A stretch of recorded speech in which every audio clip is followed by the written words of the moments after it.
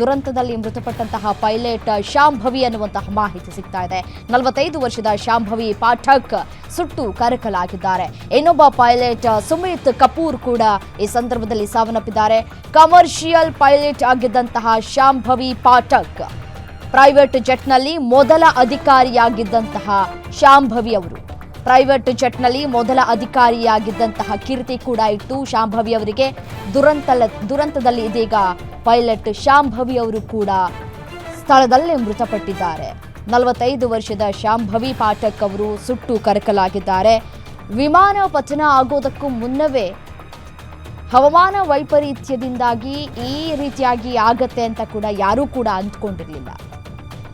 But ಆದರೆ ಈಗ ಶಾಂಭವಿ ಅವರು ಕೂಡ ಸ್ಥಳದಲ್ಲೇ ಸಾವನ್ನಪ್ಪಿದ್ದಾರೆ. ದೃಶ್ಯದಲ್ಲಿ ಗಮನಿಸ್ತಾ ಇದ್ದೀರಲ್ಲ, ಇವರೇ 45 ವರ್ಷದ ಶಾಂಭವಿ ಅವರು.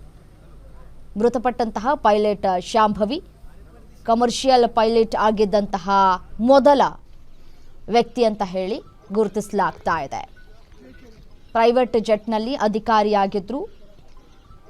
ಈ ಹವಾಮಾನ ವೈಪರೀತ್ಯದಿಂದಾಗಿಯೇ ತುರ್ತು ಭೂಸ್ಪರ್ಶ ಮಾಡುವಂತಹ ಸಂದರ್ಭದಲ್ಲಿ ವಿಮಾನ ಪತನವಾಗಿದೆ. ಮತ್ತು ಮೆಸೇಜ್ ಪಾಸ್ ಕೂಡ ಮಾಡಿದ್ದಾರೆ, ಈ ರೀತಿಯಾಗಿ ಸಮಸ್ಯೆ ಆಗ್ತಾ ಇದೆ ಅಂತ ಹೇಳಿ.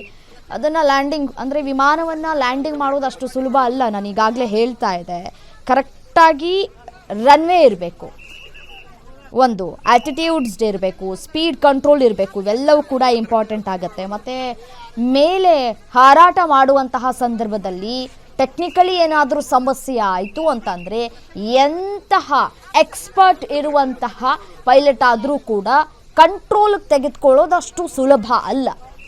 ಸೊ ಹಾಗಾಗಿ ಅಹಮದಾಬಾದ್ನಲ್ಲಿ ಆಗಿರುವಂತಹ ಘಟನೆಯನ್ನು ನಾವಿಲ್ಲಿ ನೆನಪು ಮಾಡಿಕೊಳ್ಬಹುದು. ಹಿರಿಯ ಪೈಲಟ್ ಅವರು. ಸೊ ಅಂಥ ಪೈಲಟ್ ಕೈಲೇ ಕಂಟ್ರೋಲ್ಗೆ ತೆಗೆದುಕೊಳ್ಳೋದಕ್ಕೆ ಸಾಧ್ಯ ಆಗಿರಲಿಲ್ಲ. ಸೊ ಈಗ ಶಾಂಭವಿ ಅವರು ಕೂಡ ಈ ತುರ್ತು ಭೂಸ್ಪರ್ಶವನ್ನು ಮಾಡೋದಕ್ಕೆ ಪ್ರಯತ್ನವನ್ನು ಕೂಡ ಪಟ್ಟಿದ್ದಾರೆ. ಬಟ್ ಆದರೆ ಅದು ಕೂಡ ಸಾಧ್ಯವಾಗಿಲ್ಲ. ಅದು ಮತ್ತು ಸ್ಥಳ ಕೂಡ ಸರಿಯಾಗಿಲ್ಲ. ನಾವು ದೃಶ್ಯದಲ್ಲಿ ಗಮನಿಸ್ತಾ ಇದ್ದೀವಿ ಯಾವ ರೀತಿಯಾಗಿ ಅದು ಹೋಗಿ ಬಡ್ದಿದೆ ನೆಲಕ್ಕೆ ಅನ್ನೋದನ್ನು ಗಮನಿಸಬಹುದು. ಬಡ್ದಂತಹ ಸಂದರ್ಭದಲ್ಲಿ ಈ ಹೊಗೆ ಯಾವ ರೀತಿಯಾಗಿ ಆವರಿಸ್ಕೊಂಡಿದೆ ಅನ್ನೋದನ್ನು ನಾವು ಊಹೆ ಕೂಡ ಮಾಡ್ಕೊಳ್ಳೋದಕ್ಕೆ ಸಾಧ್ಯ ಇಲ್ಲ. ಒಟ್ಟು 6 ಜನ ಪ್ರಯಾಣವನ್ನು ಮಾಡ್ತಾ ಇದ್ರು. 6 ಜನ ಕೂಡ ಈ ಒಂದು ವಿಮಾನ ಅಪಘಾತದಲ್ಲಿ ಸಾವನ್ನಪ್ಪಿದ್ದಾರೆ. ಅಜಿತ್ ಪವಾರ್ ಅವರು ಕೂಡ ಸ್ಥಳದಲ್ಲೇ ಸಾವನ್ನಪ್ಪಿದ್ದಾರೆ, ಸುಟ್ಟು ಕರಕಲಾಗಿದ್ದಾರೆ ಅನ್ನುವಂತಹ ಮಾಹಿತಿ ಸಿಗ್ತಾ ಇದೆ. ಅದೇ ರೀತಿಯಾಗಿ ಪೈಲಟ್ ಶಾಂಭವಿ ಅವರು ಕೂಡ ಸ್ಥಳದಲ್ಲೇ ಮೃತಪಟ್ಟಿದ್ದಾರೆ. ಇದೀಗ ಅವರ ಕುಟುಂಬಸ್ಥರಿಗೂ ಕೂಡ ಈಗಾಗಲೇ ಮಾಹಿತಿ ಹೋಗಿದೆ. ಸ್ಥಳಕ್ಕೆ ಬರುವಂತಹ ಕೆಲಸಗಳು ಕೂಡ ಆಗ್ತಾ ಇದೆ. ಸ್ಥಳದಲ್ಲಿ ಸದ್ಯಕ್ಕೆ ಬಿಗುವಿನ ವಾತಾವರಣ ಕೂಡ ನಿರ್ಮಾಣವಾಗಿದೆ. ಅಗ್ನಿಶಾಮಕ ದಳದ ಸಿಬ್ಬಂದಿಗಳು ಕೂಡ ಈಗಾಗಲೇ ಕಂಪ್ಲೀಟ್ ಆಗಿ ಈ ಒಂದು ಸ್ಥಳದಲ್ಲಿ ಬೆಂಕಿಯನ್ನು ನಂದಿಸುವಂತಹ ಕೆಲಸವನ್ನು ಕೂಡ ಮಾಡಿದ್ದಾರೆ.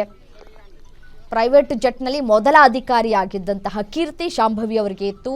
ಇನ್ ಕೇಸ್ ಏನಾದರೂ ಇದನ್ನು ಸಕ್ಸಸ್ಫುಲ್ ಆಗಿ ಅವರು ಲ್ಯಾಂಡಿಂಗ್ ಮಾಡಿದರೆ ಆ ಒಂದು ಕೀರ್ತಿಯೂ ಕೂಡ ಅವರಿಗೆ ಸೇರ್ತಾ ಇತ್ತು.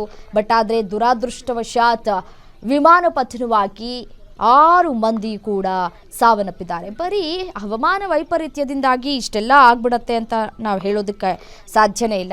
ಬೇರೆ ಬೇರೆ ಕಾರಣಗಳು ಕೂಡ ಇರುತ್ತೆ.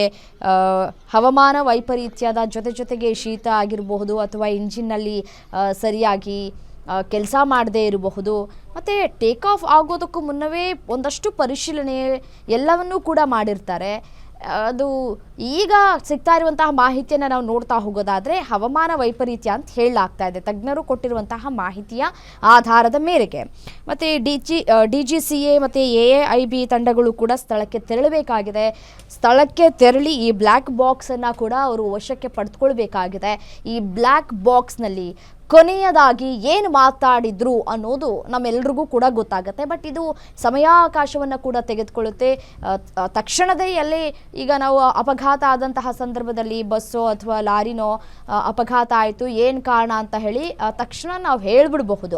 ಬಟ್ ಆದರೆ ವಿಮಾನ ಅಪಘಾತ ಆದಂತಹ ಸಂದರ್ಭದಲ್ಲಿ ಅಥವಾ ರೈಲ್ವೆ ಅಪಘಾತ ಆದಂತಹ ಸಂದರ್ಭದಲ್ಲಿ ಇಮಿಡಿಯೇಟ್ ಆಗಿ ನಾವು ಡಿಸಿಷನ್ ತೆಗೆದುಕೊಳ್ಳೋದಕ್ಕೂ ಆಗೋದಿಲ್ಲ. ಏನಾಯಿತು ಅಂತಲೂ ಕೂಡ ನಾವು ಹೇಳೋದಕ್ಕೆ ಸಾಧ್ಯ ಆಗೋದಿಲ್ಲ. ತಜ್ಞರು ಸ್ಥಳಕ್ಕೆ ತೆರಳಿ ಪರಿಶೀಲನೆಯನ್ನು ಮಾಡಬೇಕಾಗತ್ತೆ. ಪರಿಶೀಲನೆ ಆದ ನಂತರ 1 ವಾರದ ಒಳಗಾಗಿ ನಮಗೆ ರಿಪೋರ್ಟ್ ಸಿಗುತ್ತೆ. ಏನು ಕಾರಣ, ಮೇನ್ ರೀಸನ್ ಏನು